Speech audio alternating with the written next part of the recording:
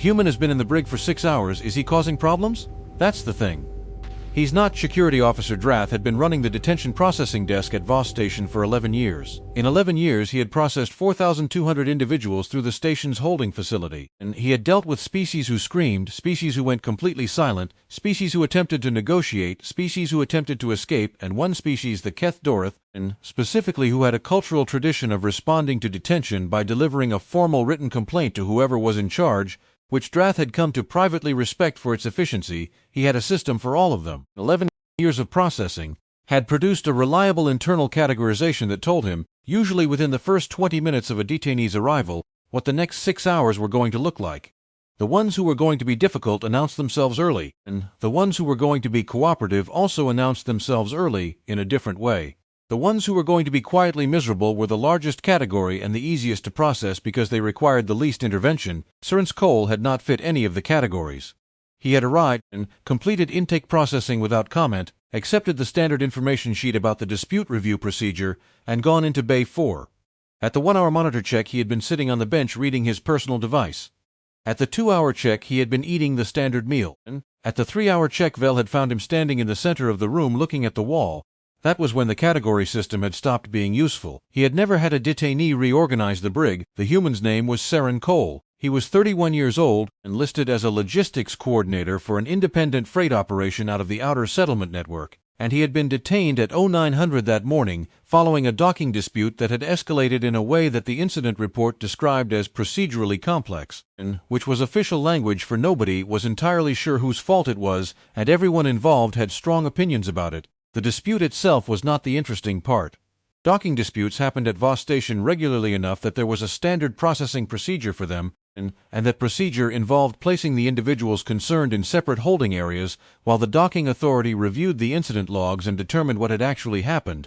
Cole's version of events, as recorded on intake, was precise and detailed in the specific way of someone who had written incident reports before and understood what information was actually relevant. He had listed the timeline, the communication log reference numbers, the names of the 3 other parties involved, and the specific procedural point at which the dispute had originated, all without being asked and all in the correct order. The intake officer had noted on the processing form in the section for additional observations that the detainee had provided documentation before being requested to, and which saved approximately 15 minutes of standard intake processing. Drath had read the intake form. He had read the additional observation. He had filed it under efficient, probably experienced with the process. Then he had gone back to his desk, standard procedure, standard holding area, and standard 6-hour review timeline. What was not standard was what Drath's junior officer reported to him at the 3-hour mark. "Sir," she said, appearing at his desk with an expression he did not immediately have a category for.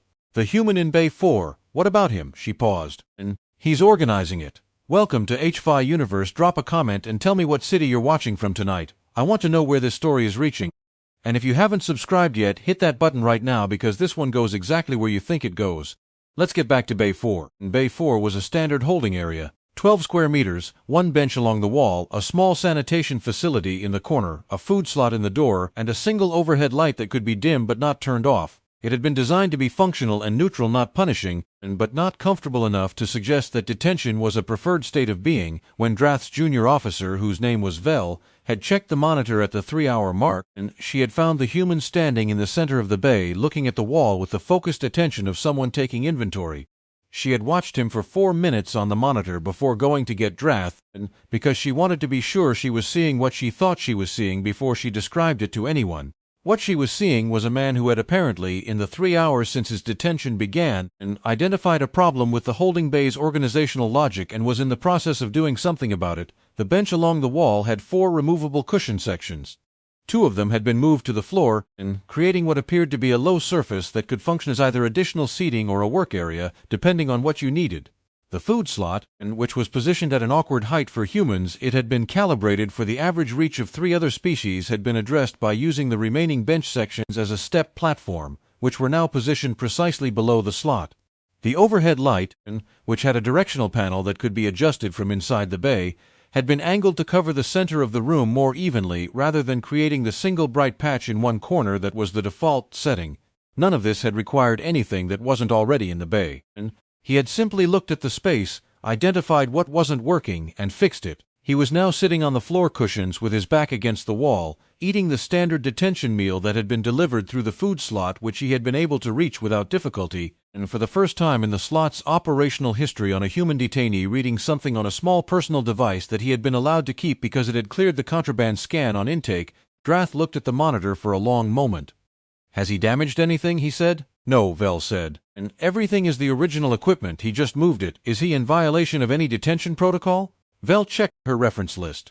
She said, "The protocol specifies that detainees may not damage or remove facility equipment. It doesn't specify that they can't rearrange it." And Drath looked at the monitor again. The human looked up from his device, glanced at the overhead light, made a small adjustment to the panel angle, nodded slightly at the improvement, and went back to reading. "Leave him," Drath said. "Log it." At the 5-hour mark, Drath went to Bay 4 himself, and not because anything had gone wrong. The human had eaten his meal, read his device, and at some point in the 4th hour had apparently taken a short nap on the floor cushions before returning to reading. The bay looked, from the monitor, and significantly more functional than it had looked before his arrival, which was not a sentence Drath had expected to write in any log ever. He went because he had been looking at the monitor periodically for 2 hours, and he had decided he wanted to ask a question, and he opened the observation panel on the bay door. Not the door itself. Standard procedure was not to open the door during active detention unless required. The panel gave a direct line of sight and a two-way communication channel. Saren Cole looked up from his device. "Officer," he said, of someone who had been expecting this conversation at some point, and was not surprised it was happening now. "Mr. Cole," Drath said, "I wanted to ask about the Bay modification, the reorganization," Cole said. "Is there a problem with it?" "Not technically," and Drath said, which was the same answer Vel had given him and which he was aware sounded less authoritative the second time. "I was curious about the process." Cole glanced around the bay. The bench cushions were rated for floor use, same material, same support, and the food slot height was calibrated for species with a longer average arm reach than mine, which made it awkward. The light default creates a hotspot in the corner that doesn't serve the center of the room. None of it was wrong exactly, just not optimized for the current occupant. And the current occupant being you, Drath said. "For 6 hours, yes," Cole said. "Seemed worth the effort." Drath looked at him through the panel. "You've been in detention before," he said. It was not quite a question. "A few times," Cole said. "Occupational hazard in freight logistics. And docking disputes are common in the outer settlements." "And you reorganize the holding area every time?" Cole considered this. "Only when it needs it," he said. This one needed it more than most. Drath looked at the floor cushions, the repositioned bench sections, the adjusted light. "And the food slot platform," he said. "How did you determine the height?" "I measured with my arm span," Cole said. 3 arm spans from the door is roughly the center of the room. The slot is positioned at 2.5. The bench sections are 11 centimeters each. And 2 sections gives 22 centimeters, which brings the slot usable to reach with a small margin. Drath had been in facility management for 11 years. He had never heard a detainee describe a holding bay modification in terms of arm span measurements and margin calculations. "And what do you do?" he said slowly. "In freight logistics," Cole said. "Reading, load optimization, facility layout for cargo processing. If a space isn't moving things efficiently, figure out why and fix it." He looked at the bay again. "Same principle. And how long have you been doing it?" 12 years, Cole said. "Started on my family's settlement, Outer Reach. We had a cargo processing facility that had been built in stages over 20 years without a consistent plan. By the time I was old enough to work in it, it was a maze. And things got lost, timelines slipped, people spent half their shift walking around problems instead of through them." He paused. "I spent a summer restructuring it when I was 19. That was the first time I understood that a space could be the problem rather than the people in it." And Drath looked at the cushions on the floor, the bench sections positioned below the slot, the light angled toward the center. "And this," he said, "reminded you of a cargo facility. Every inefficient space reminds me of a cargo facility," Cole said, without particular drama. "And it's a professional hazard." Drath was quiet for a moment. In 11 years he had asked detainees many questions. Most of the answers had been defensive or explanatory, or the kind of carefully constructed responses that people gave when they were trying to shape how a situation would be documented. And Cole's answers had none of that quality. He was answering the questions he was asked accurately in the most direct way available. It was, Drath found, unexpectedly refreshing. "The Outer Reach settlement," he said. "You grew up there?" "3rd generation," Cole said. "My grandparents were original settlers. My parents ran the cargo facility. I grew up in it, basically." He glanced at the food slot, the one now easily reachable from the bench section platform. "Outer Reach facilities are always built for whoever's building them, not whoever's going to use them. And you learn early to adjust." Drath wrote something in his personal notebook, which was separate from the official log. He used the personal notebook for things he intended to think about further. "One more question," he said. Cole looked at him. If you were redesigning this facility, Drath said, and the entire holding section, what would you change first? Cole did not hesitate. The intake processing desk, he said. It's positioned so that the officer behind it has their back to the corridor entrance. 11 years of detainees walking in behind you, that's the first thing. And Drath looked at him through the panel for a long moment. Then he closed the observation panel, returned to his desk, and sat down. His desk was, in fact, positioned with his back to the corridor entrance. He had never thought about it, and he had worked at that desk for 11 years, and he had never once thought about it. He turned his chair around and looked at the corridor entrance for 60 seconds. Then he turned back to his screen and opened a facility modification request form for the first time in his career, and he filled in the field that said reason for request and then looked at what he had written and deleted it and wrote something else. What he finally submitted said, identified by logistics professional during standard detention review. Recommend immediate evaluation. He did not specify who the logistics professional was. He did not specify the circumstances under which the evaluation had taken place. Both of those details were in the official log for anyone who wanted to look. The docking dispute review concluded at 1500, which was 6 hours after Cole's detention had begun and approximately 40 minutes after Drath's conversation at the observation panel. The docking authority's finding was that the dispute involved a shared procedural error and that neither party was solely at fault, which was the finding Drath had suspected. It would be 3 hours into the review process. He processed Cole's release personally, which was not standard release processing, was typically handled by the junior officer on duty, but which he had decided he wanted to do. Cole accepted the release documentation, checked it efficiently, and signed where required. He was, Drath noticed, the fastest signatory he had processed in 11 years, and not because he was rushing, but he read each section before signing, rather than reading and rereading the way most detainees did.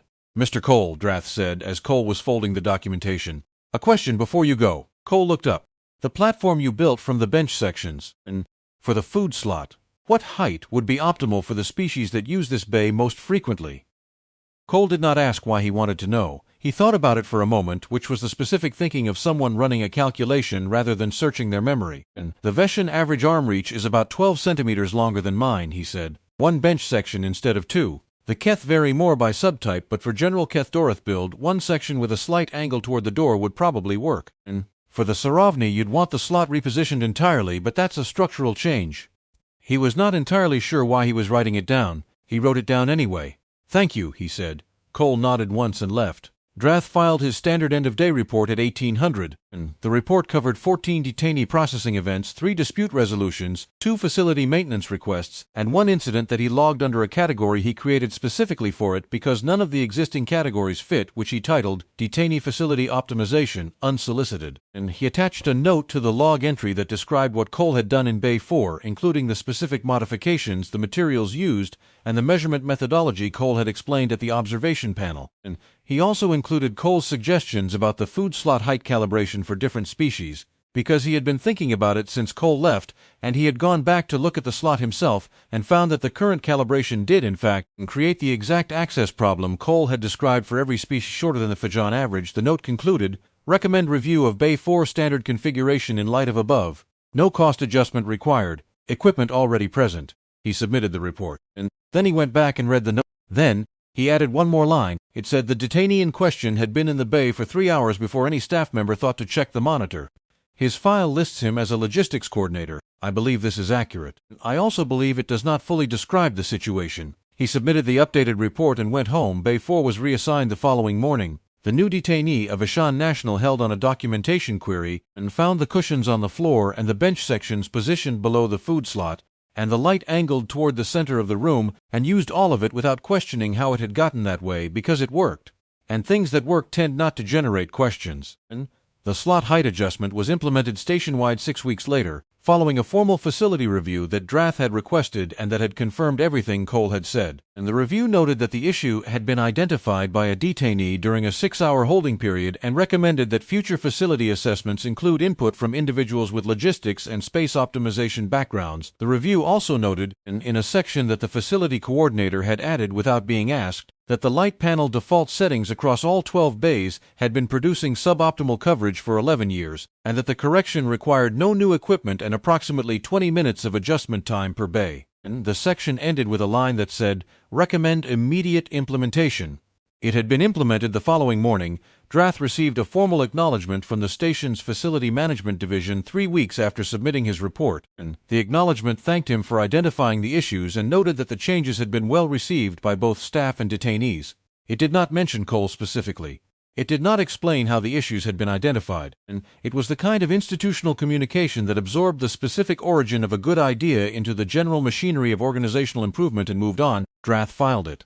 Then he went back to the detention processing desk, and because there were 2 new arrivals from a cargo access dispute in the lower docks, and the standard 6-hour review timeline had already started, nobody followed up on the recommendation about logistics professionals specifically.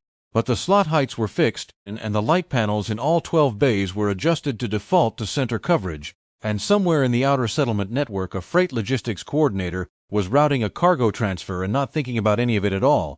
The Bay 4 cushion arrangement, specifically the floor placement and the bench section platform, the adjusted light angle had been photographed by Vel before the space was reset, because she had thought it might be useful to have a record of what an optimized version of the space looked like. She kept the photograph in her personal files. Occasionally, and when a new staff member asked her how the holding bays were supposed to be configured, she showed it to them. She described it as the standard setup. Nobody had corrected her yet. That is the story for today.